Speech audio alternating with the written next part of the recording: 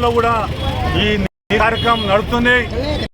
ప్రధానంగా ఇక్కడ ఏంటంటే కేంద్ర ప్రభుత్వం అనేక ఫ్యాక్టరీలకు అనేక కంపెనీలకు పర్మిషన్ ఇవ్వటం జరిగింది. కానీ ఫ్యాక్టరీలు పెట్టాలన్నా అక్కడ కంపెనీలు పెట్టాలన్నా స్థలాలు ఎక్కడా కూడా లేవు. ఆ స్థలాలు లేని కారణంగా ఇప్పుడు ముస్లిం మైనార్టీల భూముల మీద కనుబడింది. ఏంటంటే ఈ భూములన్నీ కూడా రాసుకుంటే వాళ్ళకు అంటగట్టొచ్చు, అడానీ లాంటి వాళ్లకు ఒప్పజెప్పొచ్చు అని చెప్పి ఒక ఆలోచనతో ఈరోజు వక్ఫ్ బిల్లు నల్ల చట్టం రావడం జరిగింది. ఈ నల్ల చట్టం మైనార్టీలకు వాళ్ళని ఇచ్చడం కోసం, అదేవిధంగా ఆధారకుండా చేయటం కోసం ఈరోజు ఈ వక్ఫ్ బిల్లును తీసుకురావడం జరిగింది.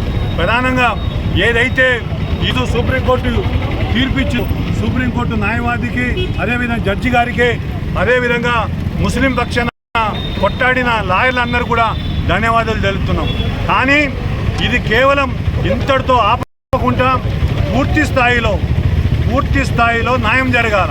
కేవలం ఏంటంటే ఇది ఇట్లా జరిగితే లాభం లేదు, ఇంతవరకు స్టే ఇస్తున్నామని చెప్పి వారం రోజులు సమయం ఇచ్చారు. ఇక్కడ బీజేపీ ప్రభుత్వాలు ఎక్కడెక్కడ ఉన్నాయో మొత్తం ముఖ్యమంత్రులు అంతా కూడా ఆ ప్రభుత్వం ఉన్న చోట అంతా కూడా పిటిషన్లు వేశారు. ఏమని వేశారు? సుప్రీంకోర్టులో ఈ వక్ఫ్ బిల్లుకు